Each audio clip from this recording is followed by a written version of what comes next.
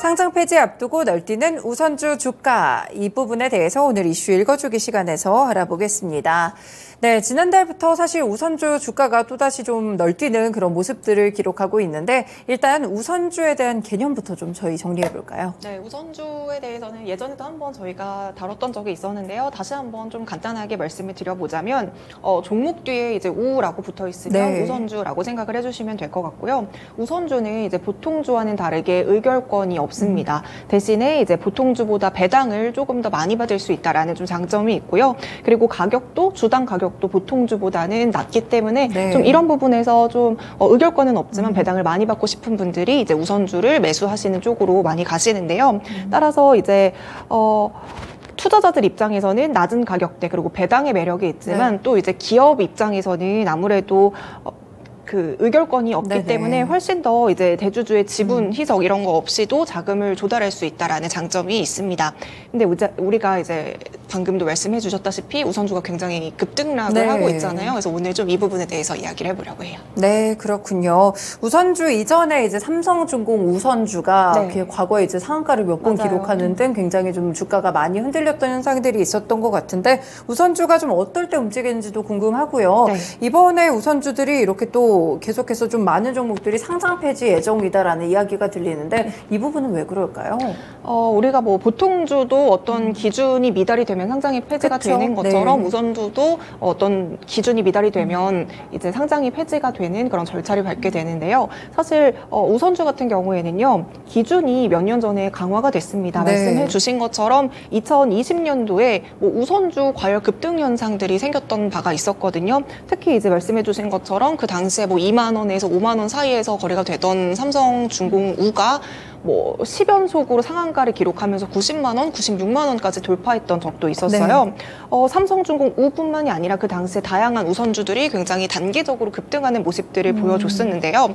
사실 우선주 같은 경우에는요, 보통주보다는 이 유통 물량 자체가 적기 적죠. 때문에 네. 사실 좀 세력들이 들어온다 뭐 이렇게 하면은 가격이 급등할 수 있고 이런 가격 변동성이 커질 수 있다라는 얘기가 있습니다. 그 당시에 이제 삼성중공업 보통주의 유통 물량이 이제 6억 주라고 한다면 우선주는 11만 주밖에 되지 않습니다. 네. 이렇게 유통 물량에서도 차이가 많다 보니까 빠르게 단기적으로 가격을 급등시킬 수 있다라는 특징이 있죠. 그렇기 때문에 이런 부분에 대해서 이제 우선주를 좀 요건을 강화시키는 쪽으로 변경이 됐었는데요. 네. 강화된 요건으로는 이제 우선주에 상장을 하려면, 그러니까 진입을 하기 위해서는 최소 요건이 50만 주 이상에서 100만 주 이상으로 좀 강화가 됐고요. 상장 폐지 요건도 2개 연속, 반기 연속으로 5만 주 미만에서 20만 주 미만으로 강화가 됐습니다.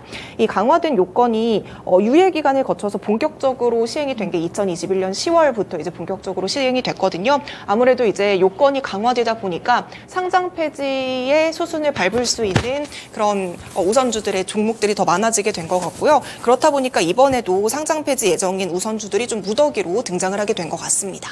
네, 그렇군요. 사실 그러면 이번에 뭐 상장 폐지 이야기가 나오는 몇 가지 종목들이 좀 있는 것 같은데, 네. 어떤 종목들인지 한 가지씩 좀 짚어주세요. 네, 지금 한국거래소에서 삼성중공 우, 그리고 SK네트워크스 우, 또 DB하이텍 우, 현대 BNG 스틸 우, 흥국화재 이 우, 비 이렇게 5개 종목에 대해서 네. 상장 주식 수가 미달이 됐다라고 하면서 이제 상장 폐지를 결정을 했는데요. 더불어서 이제 우선주 같은 경우에는 제가 앞서서 보통주보다 주당 가격이 더 낮다라고 말씀을 드렸지만요. 네. 지금 제가 방금 말씀드렸던 5개 종목 중에서 지금 DB하이텍 빼고는 네. 보통주보다도 지금 가격이 더 높습니다. 여기에다가 배당 매력도 사실 우선주 치고는 그렇게 크지 않았던 종목들이거든요. 심지어 삼성중공 우 같은 경우에는요, 계속해서 이제 이쪽에서 적자가 심하게 네. 나다 보니까 9년째 배당금도 좀 지급하지 못했던 부분들이 있습니다. 그래서 이들 종목들이 약간은 뭐 가격적인 조건에서도 배당적인 조건에서도 그렇게 매력적인 종목들은 아니었다라고 이제 좀 말씀을 드려보고요. 지금 오늘 이제 14일이니까요. 이 5개 종목들이 7월 14일 오늘까지 정리매매가 진행이 되고 네. 7월 17일에 상장이 폐지될 예정이에요. 그래서 아무래도 오늘도 굉장히 많이 가격들이 정리매매 기간 마지막이니까 네. 많이 빠지고 있는 모습들을 보여주고 있더라고요. 사실 정리매매 기간에는요. 아시는 것처럼 그 가격 제한 폭이 없죠? 적용이 네. 되지가 않습니다. 않습니다. 그래서 굉장히 크게 급등락을 반복을 할 수가 있을 것 같은데요. 삼성중공업 우도 이제 최근에 하루에 뭐 170% 넘게 급등을 했던 적도 있고요. 그러다가 또 다른 날에는 73% 넘게 급락을 했던 적도 있습니다. 이 73% 넘게 급락하고 또 그 다음 날에 다시 뭐 200% 가깝게 네. 상승세를 보여주다가 이렇게 널뛰기 현상들을 보여주고 있고요. 뭐 삼성중공 우뿐만이 아니라 방금 말씀드렸던 그 5개 종목들도 최근에 이제 오늘까지는 정리매매 기간 마지막이라서 많이 빠지고 있지만 최근까지만 해도 급등락의 모습들을 굉장히 많이 보여주고 있었습니다. 네, 그렇군요. 우선주들이 아무래도 이제 유통 물량도 굉장히 적다 보니까 적은 물량으로도 굉장히 시세 변동성이 큰 것 같고 말씀 주셔서 이제 우선주들 상장 폐지되는 종목들 체크해 보니까 지금 한 50% 정도 급락이 좀 나오면서 정리 매매에 들어간 모습입니다.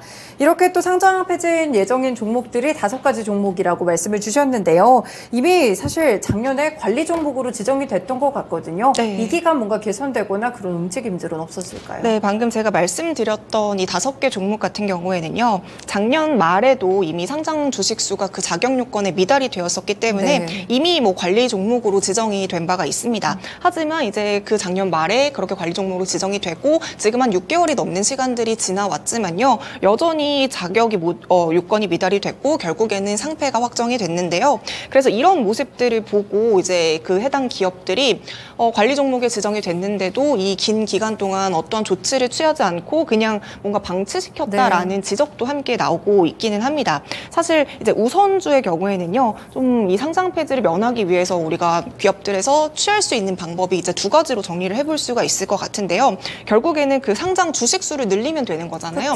그렇기 때문에 이제 액면 분할을 하는 방법이 있고요. 또 두 번째로는 유상증자를 하는 방법을 선택할 수가 있습니다.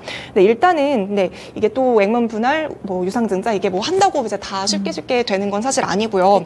액면 분할을 하기 위해서는요, 이제 우선주에 대해서 액면 분할을 하기 위해서는 보통주에서도 액면 분할을 동일하게 진행을 해줘야 됩니다. 이제 보통 액면가가 보통주나 우선주를 구분하고 있지 않기 때문에 이제 우선주만 액면 분할할 수가 없고요. 이 둘 다 해야 되는 부분이 있거든요. 그래서 이제 SK네트워크스 우로 좀 예를 들어보자면 SK네트워크스 우의 시총이 40억 원입니다. 근데 이제 우선주의 상장 폐지를 우리가 좀 막기 위해서 기업 쪽에서 시총 1조 1,800억 원인 SK네트워크스의 보통주 여기까지도 함께 액면 분할을 해야 되니까 사실상 기업 입장에서는 이런 부분들이 상당히 좀 부담으로 다가올 수 있고요. 더불어서 이제 액면 분할을 하기 위해서는 주주총회에서 정관을 바꿔야 되는 이런 부분들도 있습니다. 그러기 위해서는 결국에는 이제 주주총회를 통해서 의결권의 한 3분의 2 이상 그리고 이제 발행 주식 총수의 3분의 1 이상의 찬성까지 좀 필요하다라는 부분이 있습니다. 네, 아까 유상증자도 말씀해 주셔가지고 유상증자의 경우에는 어떨까요? 이제 유상증자의 경우에는요, 이제 보통 유상증자를 한다고 하면 이게 주식시장에서는 그렇게 또 호재성으로 보이지는 않는 부분도 있잖아요. 그리고 이제 또 우선주가 또 여기에다가 고평가된 상태라고 한다면 유상증자에 참여할 투자자도 사실상 많지는 않습니다. 이제 보통의 경우라면 원래는 우선주의 가격이 보통주보다 한 20% 정도 저렴한 부분이 있지만요, 제가 앞서도 말했지만 이번에 상장 폐지가 결정된 종목들은 한 종목을 빼고 4종목은 모두 다 보통주보다 가격이 훨씬 더 비쌉니다. 사실 이제 삼성중공 우만 보더라도 삼성중공 업보다 주식의 가격이 한 22배 정도 비싸게 특정이 되어 있었었고요. 또 이제 현대 BNG 스텔 같은 경우에도 이제 보통주보다 한 2배 이상 비싸다 보니까 이렇게 주가가 훨씬 더 보통주보다 높으니까 아무래도 고평가된 부분이 있기 때문에 여기에 대해서 이제 또 투자자들이 유상증자에 참여하기는 사실상 좀 부담스러운 부분이라고 할 수 있습니다. 그래서 이들 기업들은 사실상 지금 우선주가 당장 상장이 폐지가 되더라도 기업이 딱히 불이익을 느끼지 못하는 상황입니다. 그래서 굳이 액면 분할이라던가 유상증자라던가 다른 대안들을 굳이 액션을 취하지 않고 이렇게 상폐 결정을 하게 된 것 같고요. 물론 이제 상장 폐지가 된다라고 하더라도 아예 주식 자체가 사라지는 건 아니고요. 이제 장외 거래에서 이제 좀 거래를 할 수가 있습니다. 하지만 이제 장외 쪽으로 빠지게 되면 아무래도 거래량이 크게 빠지는 부분들도 함께 염두에 두셔야 될 것 같고요. 또 이제 일부 종목의 경우에는 배당의 성향도 확연하게 줄어들 수 있기 때문에 이런 부분들도 좀 같이 체크를 해주시면 좋을 것 같습니다. 네, 그래서 저희가 이제 지금 우선주 가운데서 5개 정도가 상장 폐지를 앞두고 있다 이렇게 말씀을 드렸는데요. 근데 또 남양유업 우선주의 경우에는 이번에 상장 폐지 위기에서 좀 벗어났어요. 네, 남양유업도 이제 상반기쯤인가요? 그때 이제 우선주에 대해서 상장 폐지 결정이 있었는데 있었는데요. 네.